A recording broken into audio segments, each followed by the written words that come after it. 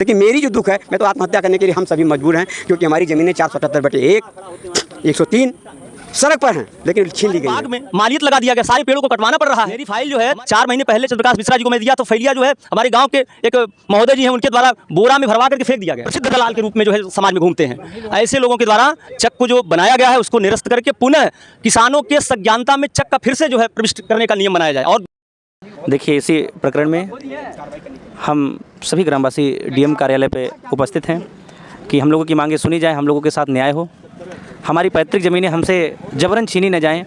स्वतंत्रता दिवस पर हम लोग डीएम कार्यालय में उपस्थित हैं, लेकिन ऐसी स्थिति में हम लोगों के साथ जबरन अन्याय हो रहा है। और इसी प्रकरण में हमारे साथ हमारे डेबरी गांव के पूर्व प्रधान जी भी हैं और श्यामा जी भी हैं, और आप भी इस विषय पे अपनी समस्या और गांव की समस्या बताएंगे।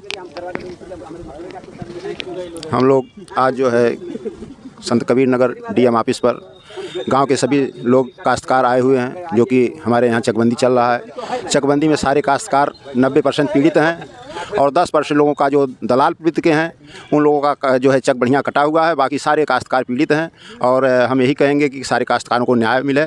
और इसी प्रकरण को लेते हुए हम लोग तीसरी बार आज डीएम साहब के यहाँ आए हैं, लेकिन अभी तक किसी काश्तकार को कोई न्याय नहीं मिला है। और तमाम प्रकार से जो कानगो एसीओ सीओ नेपाल के द्वारा तमाम भ्रष्टाचार है, और यह भ्रष्टाचार जब तक जो है का नाम है नक्शा नहीं बदला जाएगा, पुनः सिरे से सर्वे नहीं किया जाएगा, तब तक चकबंदी का कोई न्याय नहीं मिल सकता है। इसलिए आज हम लोग डीएम साहब से मिलेंगे अपनी समस्या कहते हुए, और इस पर हम ये लोग सोच रहे हैं कि डीएम साहब न्याय दें। अगर नहीं यहाँ से न्याय मिलता तो फिर हम लोग आगे मुख्यमंत्री जी के पास पहुँचेंगे और तमाम प्रकार की जो भी व्यवस्था है वो हम लोग करेंगे। और कई बार हम लोग आ चुके, इसलिए मेरा यह निवेदन है कि जो है चकबंदी निरस्त किया जाए, नक्शा का पुनः सुधार किया जाए, जिससे काश्तकारों को न्याय मिल सके और भ्रष्टाचारियों। अधिकारी से अगर गलती हो जाए तो सुधर सकती है, लेकिन महोदय अगर अधिकारी ही गलत हो तो बड़ा मुश्किल है। हम लोगों का जो चकबंदी की प्रोसेस को लेकर के हम लोग जितना मेहनत किए हैं हम ही जानते हैं। अभिषेक मिश्रा जी हमारे बड़े भाई है, और मैं खुद, और हमारे बड़े भैया आचार्य जी, शास्त्री जी, और पूरा गांव टोटल जो है चकबंदी को लेकर एकदम ब्लंडर मिस्टेक का शिकार हुआ है। इतना बड़ा जो है गलती, आपसे मैं क्या बताऊं। 90% काश्तकार बिल्कुल पीड़ित हैं। हमारे गांव के जितने भी गरीब लोग हैं, हरिजन बिरादरी में दलित जो शेड्यूल कास्ट के लोग हैं, बेचारे उनके पास 3-3 हिस्सा खेत है। चकबंदी में जो कटने का नियम है, जो रेशियो है, वो काटने के बाद जो बचता है वो अगर उनको सुरक्षित दे दिया जाए और उचित स्थान पे, भाई ज़मीन जिस लायक थी उस लायक ज़मीन पे उनको दिया जाए। लेकिन वो बेचारे हमारे घर सुबह से लेकर शाम तक बेचारे आते रहते हैं, कहते हैं कि श्यामा जी क्या इस पर व्यवस्थाएँ बनाई जाए। कुछ न्याय नहीं हो रहा है। मेरा तमाम जो है आपत्तियाँ गायब हो जा रही हैं। आपत्ति काश्तकार देता है 700-800 रुपया लगा करके। ऐसे भी काश्तकार हैं जिनके पास पैसा नहीं है, उनकी आपत्ति का पता लता ही नहीं है, फाइल ही गायब है। मेरी फाइल जो है 4 महीने पहले चंद्रप्रकाश मिश्रा जी को मैं दिया, तो फैलिया जो है हमारे गांव के एक महोदय जी हैं, उनके द्वारा बोरा में भरवा करके फेंक दिया गया। ऐसा हुआ दलालों द्वारा। तो महोदय जी निवेदन है कि एसीओ द्वारा जो आवंटित चक बनाया गया है डेबरी चकबंदी में, वो मनमानी तरीके से कुछ प्रभावशाली व्यक्तियों के माध्यम से सिद्ध दलाल के रूप में जो है समाज में घूमते हैं। ऐसे लोगों के द्वारा चक को जो बनाया गया है उसको निरस्त करके पुनः किसानों के सज्ञानता में चक का फिर से जो है प्रविष्ट करने का नियम बने, तब डेबरी की चकबंदी सही ढंग से हो पाएगी। नहीं तो दूसरा कोई रास्ता ही नहीं है महाराज। अगला जो है, मैं डीएम महोदय की तीसरी से चौथी बार यहीं आया हूँ। एप्लीकेशन को लेकर के इतनी गाँव की जनता है, सभी लोग आए हैं, लेकिन अभी तक कोई उसका बढ़िया रिजल्ट नहीं मिला, कोई सॉल्यूशन नहीं मिला। लेकिन अगला कदम पूज्य महाराज जी के पास जाना है और जाएंगे, और ये समाचार उनको बताएंगे कि भाई देखिए हमारे पिताजी इस समय आँख से अंधे हैं, 50 साल पुराने बीजेपी कार्यकर्ता रहे हैं। भारतीय जनता पार्टी कहती है कि गरीबों के मसीहा की ये पार्टी है। हमारी पार्टी गरीबों की पार्टी, किसानों की पार्टी है। क्या न्याय करते हैं आप? आज तक तो मैंने कभी कुछ बोला नहीं, लेकिन आज पीड़ित हूँ, परेशान हूँ। सबका साथ सबका विकास का जो प्रोसेस है प्रधानमंत्री नरेंद्र मोदी द्वारा, विकास हो रहा है।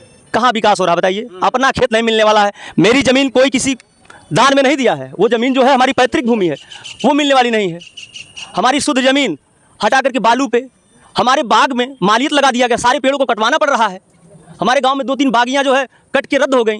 ये मालियत जो लगाए एसीओ साहब, उनसे मिला जाए। माननीय जिलाधिकारी महोदय जी, एसीओ साहब को भी अपने अंडर में लेकर के पूछा जाए कि बागीचे में मालियत कहीं लगता है? जहाँ पेड़ पौधे नहीं रहेंगे वहाँ ऑक्सीजन कहाँ से मिलेगा? हम लोग कैसे जीवित रहेंगे? घर पे चक दिया जाता है। और ये चक का जो अलॉटमेंट है वो घर में कैसे पहुंच जा रहा है? किसी का बना हुआ मकान है, नल है, वो जो है वहाँ बैठने का जो जगह है जहाँ लोग रहते हैं, भोजन करते हैं, वहाँ तक चक ही हो गया है। भाई क्या किए हैं आप? हमारे गांव के चकबंदी समिति के अध्यक्ष हमारे ग्राम प्रधान हैं, उनके द्वारा क्या तुम जो गांव का नेतृत्व करते हो इस प्रकार? तुम्हारी अहम भूमिका है। मैं मूर्ख नहीं हूँ, तुम चकबंदी समिति के अध्यक्ष हो, तुम्हारी जिम्मेदारी नहीं बनती है?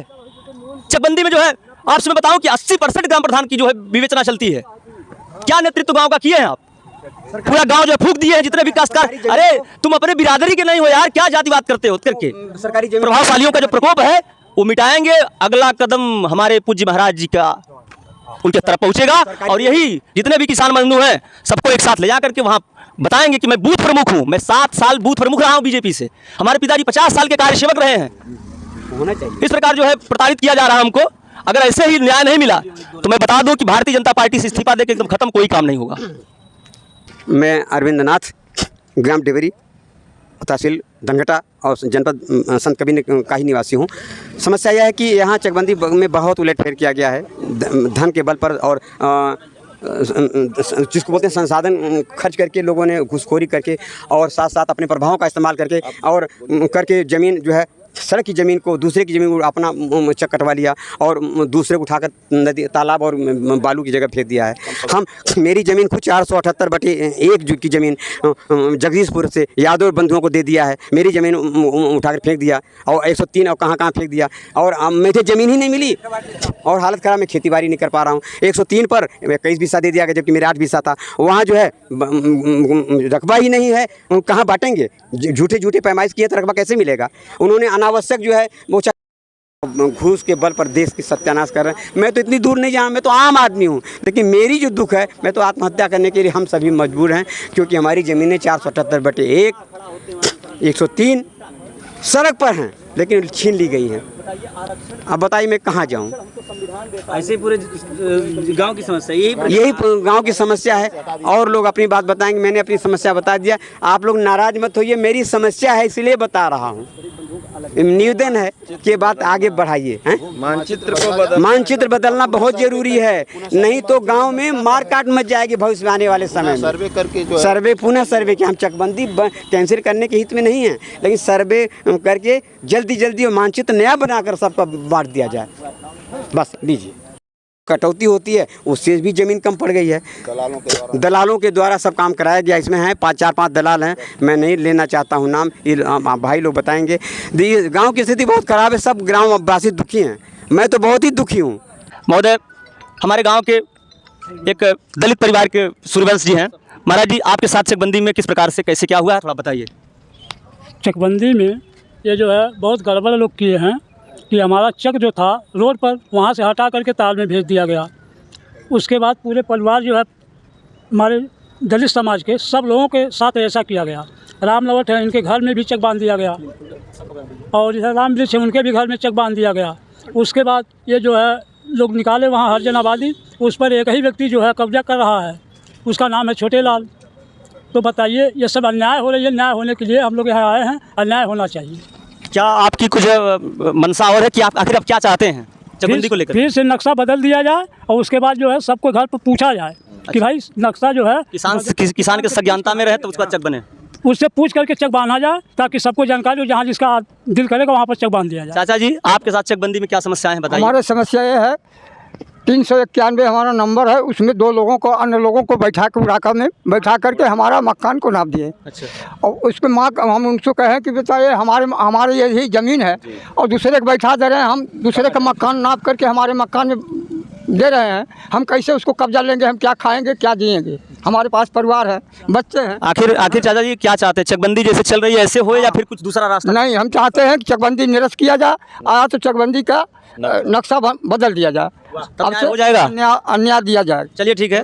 और ये अशोक यादव जी हैं, ये हमारे पड़ोसी हैं, इनके साथ अशोक भैया आपके साथ चकबंदी में कैसे क्या हुआ बताएंगे महाराज? हमारे साथ बहुत कुछ हुआ, बहुत गलत हुआ है और हमारा 119 में जो प्रधान ग्राम हमारे अभी प्रेजेंट टाइम में हमारे ज़मीन पे हमला किया है, वर्तमान प्रधान। और दूसरा एक है 367 नंबर हमारा एक मकान है, खेत है, उसमें हमारा मकान बना हुआ है, उसमें बारात आवंटन किया गया पर नेकपाल और कानगो और सीओ द्वारा।